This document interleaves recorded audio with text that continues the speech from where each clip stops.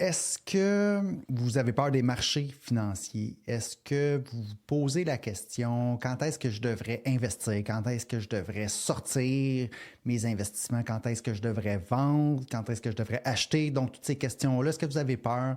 Parce que vous ne savez pas trop, vous dites, moi, je ne suis pas un expert. Je suis un petit peu l'actualité, puis là, je vois qu'il y a plein de choses qui se passent, mais je ne sais pas exactement quoi faire par rapport à ça et mes investissements. Aujourd'hui, je fais l'épisode numéro 4 de la série de 9 sur un chemin simple vers la richesse. Et puis, on va parler des cycles du marché. L'auteur nous explique sa façon de voir les cycles du marché, nous explique quelle attitude adopter par rapport au cycle du marché. Si ces questions-là vous intéressent, restez à l'écoute. Vous écoutez Indépendance financière et hypothèque, où l'endettement est à éviter, l'épargne est à l'honneur et où la maison complètement payée remplace la voiture de luxe comme symbole de richesse. Je suis Frédéric Lacharité, courtier hypothécaire à Montréal et au Québec. Je veux vous aider à prendre le contrôle de vos finances, à transformer votre vie. Je vous transmets ma formule pour atteindre l'indépendance financière.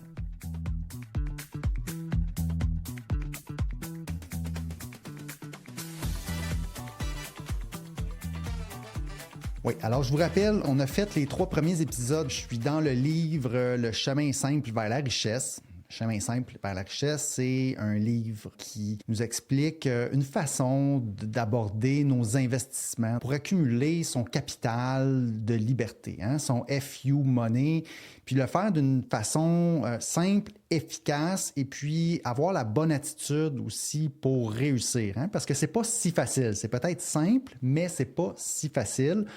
On a vu dans les premiers épisodes un peu l'idée que la retraite, c'est pas tout à fait ça qu'on vise. Là, on vise vraiment d'accumuler un montant d'argent qui va remplacer notre revenu de travail. Puis que ça n'arrive pas nécessairement juste lorsqu'on va avoir 65, 70 ans à la retraite pour pouvoir commencer à en profiter. Au fur et à mesure qu'on accumule ce capital-là, on devient de plus en plus indépendant financièrement. Ensuite, on a vu qu'il faut éviter les dettes. Ça reste un incontournable. Il faut éviter les dettes de consommation. La dette de consommation n'a pas de place dans une stratégie vers la richesse. On va simplement consommer au fur et à mesure notre revenu, puis même on va le consommer d'avance, ce qui va faire en sorte qu'on ne va pas vraiment progresser vers la richesse. On va plutôt vivre une certaine richesse tant qu'on va travailler, mais dès qu'on va arrêter de travailler, on ne pourra pas atteindre le même niveau de confort. Donc l'idée, c'est justement d'accumuler. Là, on est rendu, ici, on va parler des cycles du marché financier. On commence ici avec investir dans un marché haussier. Quand tout monte, OK, puis là, on se dit, crime, il y a sûrement un crash qui s'en vient. Il y a sûrement un crack. Je ne sais pas s'il faut dire crack ou crash, là, crash boursier, mais ça, c'est souvent la peur qu'on va avoir lorsque tout a monté vraiment beaucoup dernièrement. Puis là, on se dit, c'est probablement pas le bon moment pour investir en ce moment parce que là, ça a tellement monté dans les dernières années que c'est certain qu'il va y avoir un crack boursier qui s'en vient, puis je pourrais perdre une bonne partie de mes sous si je décide d'investir maintenant. OK, on a souvent cette impression-là. OK? Les questions typiques là, qu'on va avoir en tant qu'investisseur, c'est est-ce que j'investis juste avant un crash? Est-ce que je devrais attendre la prochaine baisse avant d'investir? Puis, qu'est-ce qui arrive si je perds de l'argent là, dès le départ? OK? Puis ça, c'est normal, c'est 100% émotionnel, cette peur-là, puis ce désir-là de bien timer, de vouloir entrer au bon moment dans le marché, même de vouloir sortir au bon moment. C'est naturel, on a tout ce réflexe-là. Et puis l'auteur là, aborde ici cette crainte-là. Premièrement, ce que l'auteur nous dit dans le chapitre, ça va être que c'est impossible de timer le marché. Personne ne sait quand ça va monter ou quand ça va descendre. L'auteur nous invite à abandonner un peu cette idée-là, même si c'est un réflexe là, que tout le monde aurait puis qu'on voudrait absolument réussir. Même les experts se contredisent constamment. Parfois, certains vont avoir raison, mais c'est très rare quelqu'un qui va être capable d'avoir raison sur le long terme, à savoir quand entrer, sortir. Si quelqu'un était capable de faire ça, cette personne-là serait probablement plus riche là, que Warren Buffett, puis on en entendrait parler là, absolument. C'est quelque chose qui n'est pas possible de faire. Donc, le marché Le marché, ça reste notre meilleur outil de richesse. Par contre, il y a ce fait-là qu'on doit accepter avec le marché, c'est qu'on n'est pas capable de dire quand il faut entrer dans le marché et quand il faut sortir. Le marché va monter, descendre avec turbulence. Okay? C'est jamais une ligne droite, c'est chaotique, c'est imprévisible. Et puis, c'est normal d'être émotionnel par rapport à ça. C'est quand même nos épargnes qui, lorsqu'on décide d'investir sur les marchés financiers, vont être là-dedans et qu'on va voir monter, descendre. Ensuite, ce que l'auteur nous dit, c'est que l'argent, il doit être investi en bout de ligne le plus tôt possible. Parce que attendre le bon moment, c'est perdre du temps. Le plus longtemps qu'on va être investi dans les marchés financiers, le plus qu'on va réussir à faire en rendement composé. Okay? L'erreur classique, c'est d'attendre le bon moment. Parce que si on attend le bon moment ou si on sort nos billes du marché financier, il faut avoir raison 2 fois. Il faut avoir sorti au bon moment, puis ensuite, il faut avoir le bon moment pour réentrer dans le marché. Il faut avoir raison 2 fois au lieu de simplement attendre, de rester investi. Ce qui va arriver le plus souvent, c'est que les gens vont sortir, puis ils ne reviendront pas au bon moment. Okay? Ils vont attendre trop longtemps, ils vont avoir manqué la hausse, ou ils vont peut-être réussir à le faire une fois, puis la deuxième fois, ça ne marchera pas, ils vont perdre de l'argent. Donc, en général, ce n'est pas une bonne idée d'essayer de faire ça. Il n'y a personne qui est capable de le faire. Le message clé ici dans le chapitre sur l'idée d'essayer de timer le marché, c'est que c'est pas possible de le faire. Donc, le danger n'est pas d'investir au mauvais moment. Okay? Le danger, c'est de ne pas être investi du tout. Lorsqu'on se pose la question, si l'auteur nous dit, dans le fond, dès que tu as l'argent pour investir, que tu as un horizon long terme, vas-y. Vas-y tout de suite, mets-le sur les marchés, puis laisse-le là. Le prochain chapitre qu'il y a dans le livre, l'auteur nous dit il y a un crash qui s'en vient. Abandonne l'idée que tu peux le timer, OK? Mais c'est important d'être conscient que ça s'en vient. Il faut le savoir. Il ne faut pas que ce soit une surprise, OK? Même si ça ne sera pas le fun, lorsqu'il va y avoir un crash du marché, on ne va pas se sentir bien, OK? L'important, c'est que ça ne soit pas une surprise. C'est de le prévoir puis de se visualiser lorsque ça va arriver que, oui, nos placements peuvent descendre de 5, 10, 20, peut-être même 50 %. Il faut être prêt à ça. Il y a des façons d'atténuer l'effet, OK, en allant avec l'allocation d'actifs. L'auteur le mentionne ici, on va en reparler plus tard, mais en général, la stratégie de base, c'est d'être investi à 100 % sur les marchés, dans les entreprises, dans les actions.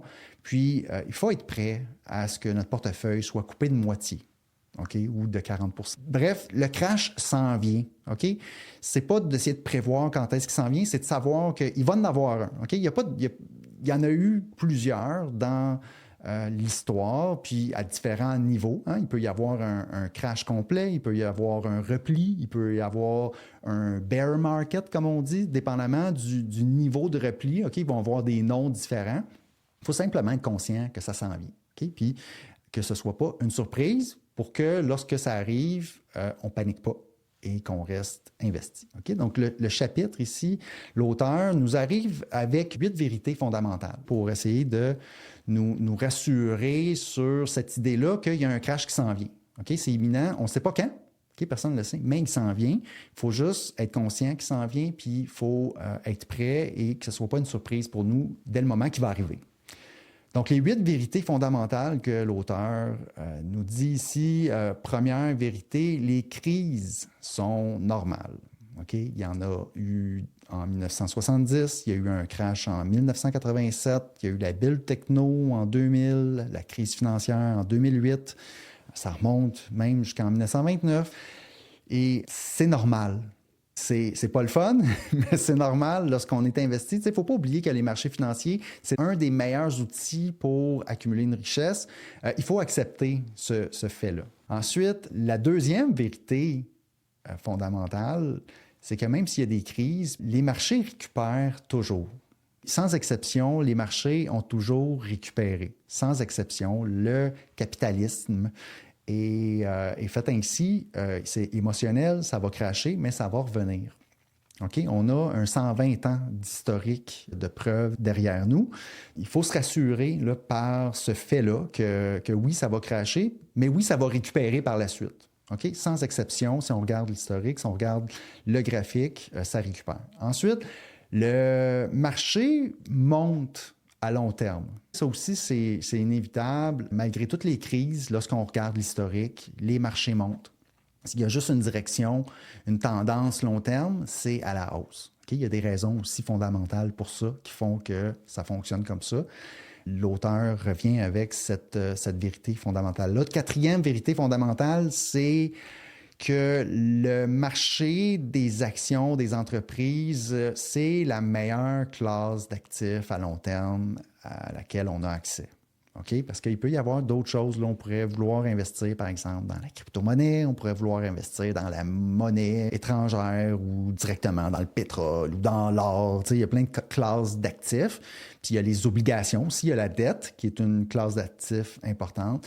Là, ici, ce que l'auteur nous dit, c'est que les actions, c'est la meilleure classe d'actifs. OK? C'est encore là, c'est celle qui a fait ses preuves sur le long terme. Ce sont des entreprises en arrière qui sont là pour créer de la valeur, innover, puis générer des profits pour leurs actionnaires. Cinquième vérité, c'est que les crises vont continuer. Okay? Il n'y a rien qui va se stabiliser. Il ne faut pas s'attendre là, à ce que ça devienne un fleuve tranquille ou à ce que nos placements vont simplement faire leur petit profit à chaque année. Ce n'est pas ça le marché. Okay? Il ne faut pas rêver que ça va devenir ça. Les crises vont continuer, rien va ne se stabiliser. Le vrai défi, ensuite, sixième vérité, c'est le comportement humain. Okay? Ça va toujours rester aussi une vérité, c'est que les gens paniquent. Les gens vendent au pire moment et attendent. Ça, c'est inévitable aussi. Okay? C'est le comportement humain. Ça va pas arrêter non plus. C'est pas comme si tout le monde, du jour au lendemain, vont devenir des bons investisseurs. Ça va pas arriver. Il y a le volet panique, comportement humain qui va toujours être là aussi. Puis ça va toujours être un défi. Okay? Il faut être conscient de ça. Septième vérité, il faut s'endurcir mentalement. C'est la solution okay, que l'auteur... Donc, on peut essayer de trouver des artifices, on peut essayer de trouver des solutions magiques, mais en réalité, la vraie solution simple, efficace, c'est qu'il faut s'endurcir mentalement. Il faut réaliser toutes ces vérités-là. Il faut s'attendre à ce qu'il y ait des hauts, des bas, accepter les pertes temporaires. Il faut s'endurcir mentalement. Okay? Puis l'auteur là, va raconter justement une anecdote de lui, ce qui s'est passé en 1987 au Black Monday. Je le raconte un petit peu plus tard dans l'épisode. Huitième et dernière vérité fondamentale ici, les crashs, c'est des opportunités. Donc, c'est les meilleurs moments pour investir, même c'est lorsque tout le monde va paniquer, va vouloir retirer ses billes, qu'en réalité, c'est souvent là, lorsqu'on pense que tout est perdu, que les marchés financiers, ça ne marchera pas finalement, c'est que là, qu'il y a des nouvelles informations qui font en sorte que ça ne marchera plus, là, l'investissement boursier. C'est souvent là qu'il y a les meilleurs moments pour investir. OK, donc, huitième vérité, les crashs, en fait, c'est des opportunités. L'auteur du livre parle d'un expert là, qui arrivait avec justement un article, un économiste qui disait que maintenant, ça l'a changé. Ce qui fonctionnait dans le passé ne fonctionne plus. Le buy and hold, c'est fini. Il ne faut pas utiliser ça parce que justement, les gens ne le respectent pas. Les gens ne réussissent pas à tenir la route avec le buy and hold. Ils paniquent toujours. Donc là, l'économiste que l'auteur critique arrivait avec une nouvelle solution qu'il faut être investi partout dans toutes les classes d'actifs.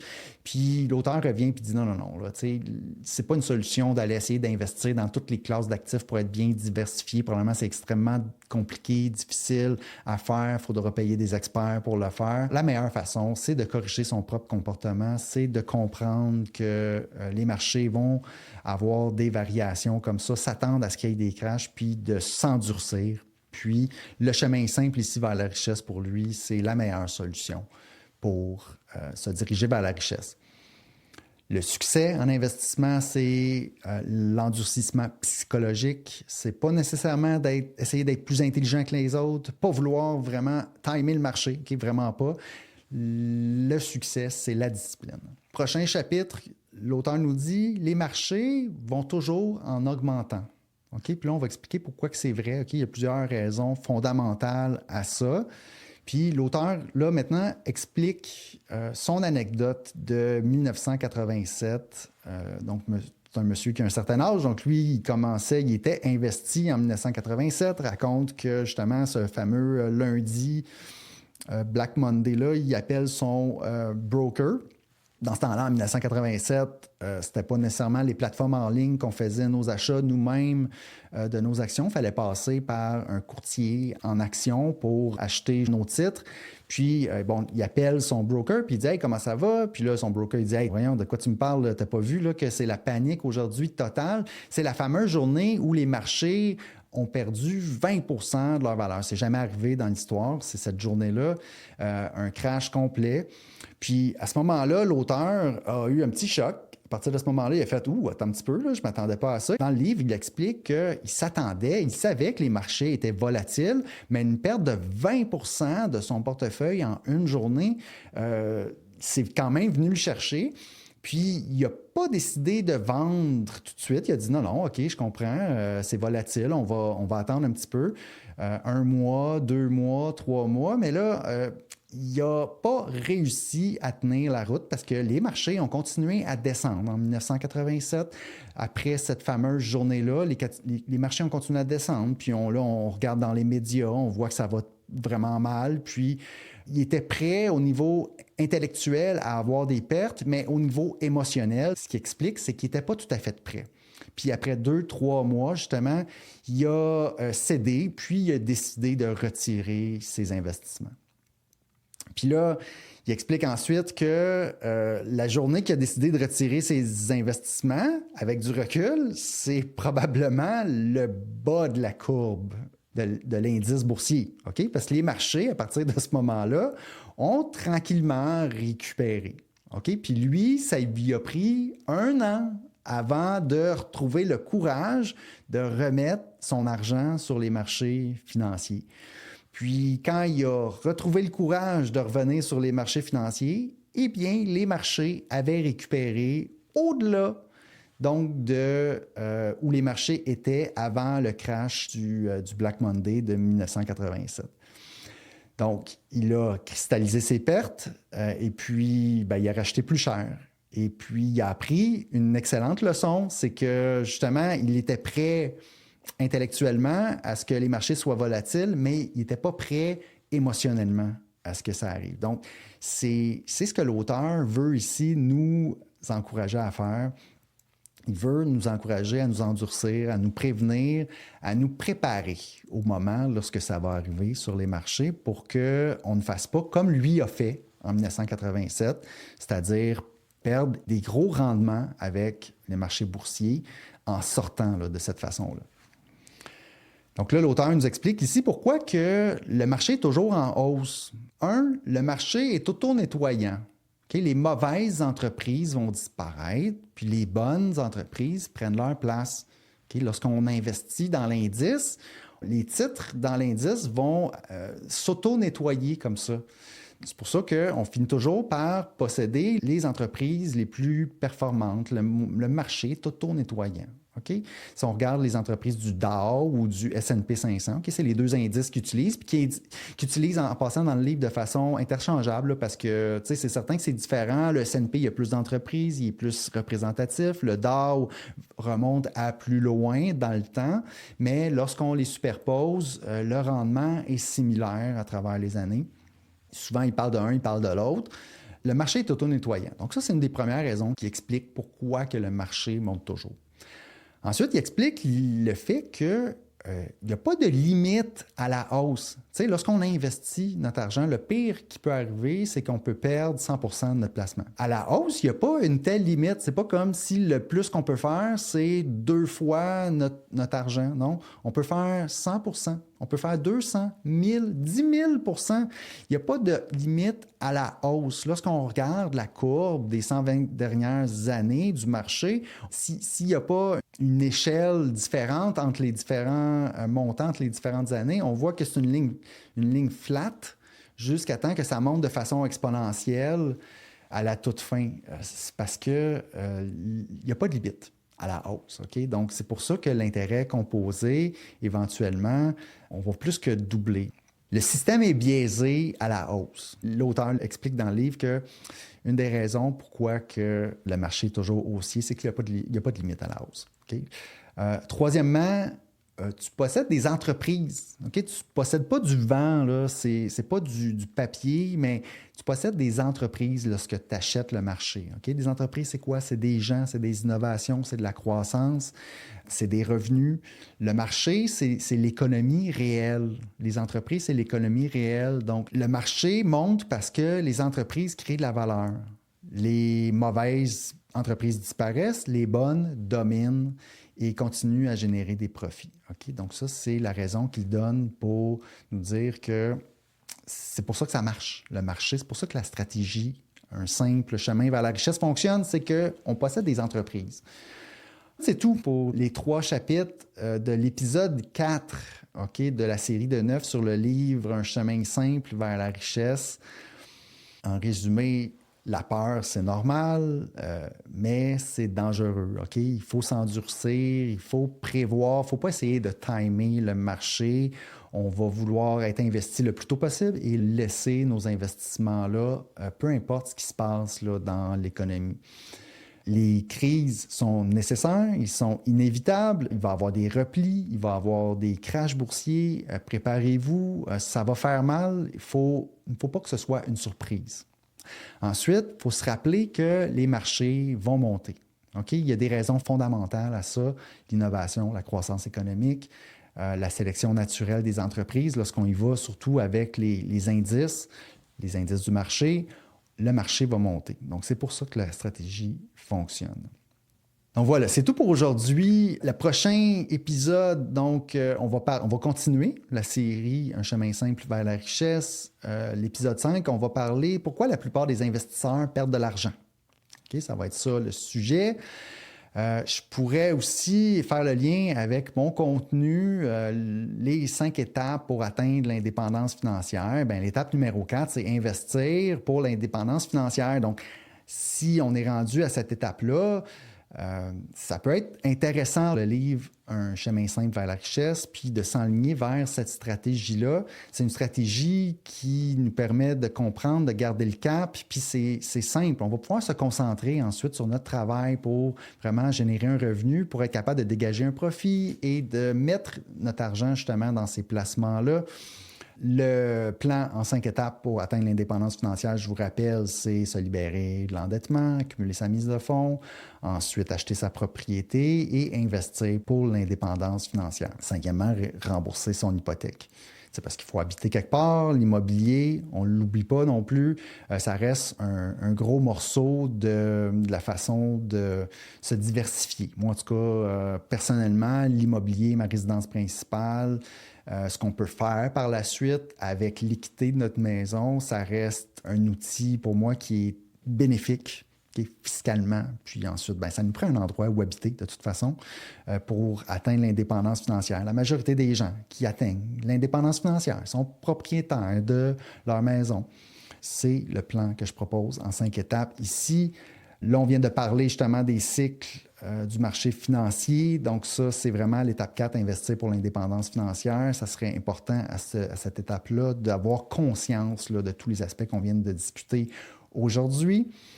Éventuellement, si vous voulez faire des manœuvres fiscales, emprunter justement pour investir sur les marchés financiers, c'est encore plus important lorsqu'on va emprunter pour investir sur les marchés financiers de comprendre les cycles et d'avoir cette vision-là du marché financier, donc du chemin simple vers la richesse. C'est encore plus important là, de se préparer justement au crash boursier pour faire en sorte que notre stratégie Manœuvre Smith va fonctionner, qu'on va garder le cap. Donc, si vous voulez un professionnel justement pour vous accompagner, mettre tout ça en place et avoir quelqu'un qui comprend là, bien tous ces enjeux-là, je vous invite à aller voir mon mini-cours sur la Manœuvre Smith et de communiquer avec moi pour vous aider là, avec la mise en œuvre, la structure de votre hypothèque, puis peut-être vous mettre en contact avec un professionnel qui va vous aider avec vos placements, qui va aussi vous aider à garder le cap en cas de crash boursier et qui va faire en sorte que ces stratégies-là vont fonctionner si on est bien préparé et qu'on veut faire ça sur une longue période, donc long terme. Sur ce, je vous souhaite une excellente journée, une bonne semaine et un bon cheminement vers l'indépendance financière. Merci.